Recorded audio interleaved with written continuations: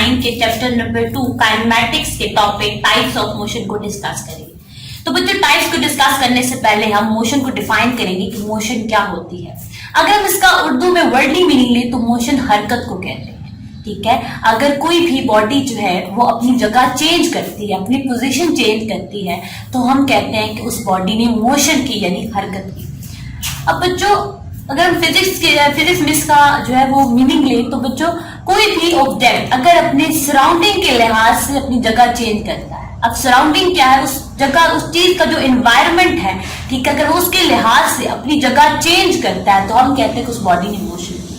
तो बच्चों, आप इसको इस तरह डिफाइन कर सकते हैं, चेंजिंग ऑफ पोजीशन। ठीक है, कि पोजीशन को चेंज करना। तो बच्चों, अब हम आ जाते हैं इसकी टाइप्स।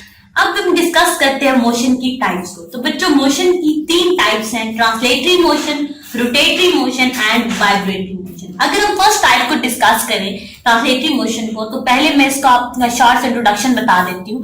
ट्रांसलेटरी मोशन बच्चों वो मोशन होती है जो किसी भी लाइन के अलोंग होती है। ठीक है, अब वो लाइन आपके पास स्ट्रेट भी हो सकती है, ठीक है, और कर्व भी हो सकती है। ठीक है, तो अगर आप ट्रांसलेटरी मोशन को जो है वो डिफाइन करना चाहें तो उसके आप क्या कहेंगे कि अलोंग एनी लाइन, वो लाइन आपके पास कोई भी हो, translatory motion and the along any line. ठीक है, अब वो लाइन आपके पास कर्व भी हो सकती है, स्ट्रेट भी हो सकती है, जरूरी नहीं है कि वो लाइन आपके पास स्ट्रेट ही होनी चाहिए। अब हम इसके एग्जांपल्स पे आए तो फॉर एग्जांपल आपके पास एक कार है, ठीक है, जो एक स्ट्रेट लाइन में या कर्व लाइन में मूव कर रही है। इसके अलावा एक एरोप्लेन है जो कि हवा में उड़ रहा है। अब वो बेशक जिस सिम्त में भी उड़ रहा है, ठीक है, बेशक वो उसकी लाइन आपका स्ट्रेट है, कर्व्ड है या फिर इरेगुलर सी है, ठीक है, फिर भी हम उसकी मोशन को जो है वो ट्रांसलेटरी मोशन ही कहेंगे।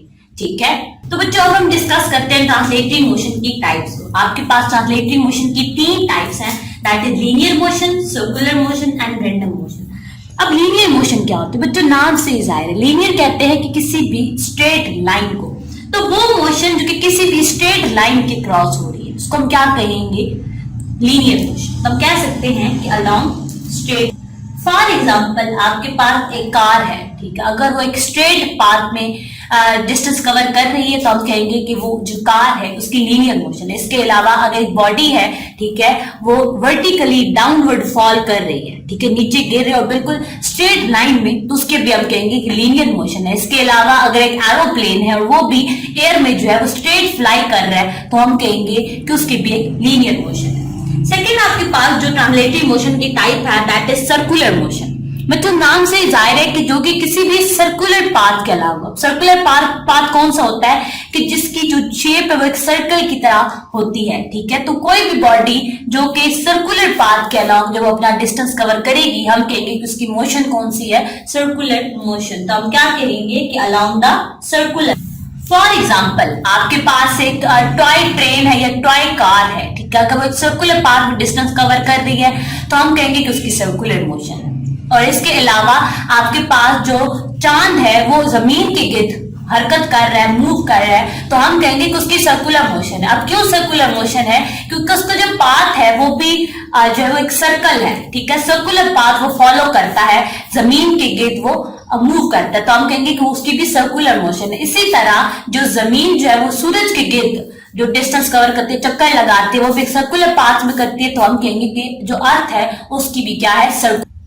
अच्छे स्टूडेंट्स, तो ट्रांसलेटरी मोशन की जो थर्ड टाइप है दैट इज रैंडम मोशन। अब रैंडम मोशन क्या होती है? रैंडम कहते हैं किसी भी इरेगुलर पाथ को, ठीक है, कोई भी आपके पास इरेगुलर पाथ मतलब उसका कोई आप एक डेफिनेट पाथ ना हो, कोई वो स्ट्रेट भी ना हो, कर्व भी ना हो, ठीक है, आप कह सकते हैं कि zigzag पाथ या कोई भी पाथ, ठीक है, तो उनको हम कहते हैं रैंडम मोशन। यानी कोई भी बॉडी, ठीक है, जो कि इरेगुलर पाथ अपना डिस्टेंस कवर कर रही हो, ठीक है, जिसकी कोई डेफिनेट डायरेक्शन ना हो, डायरेक्शन उसकी एक से ज्यादा भी हो सकती है उस पाथ की, तो हम उसको कहेंगे कि वो जो मोशन है वो आपके पास क्या है? Random motion.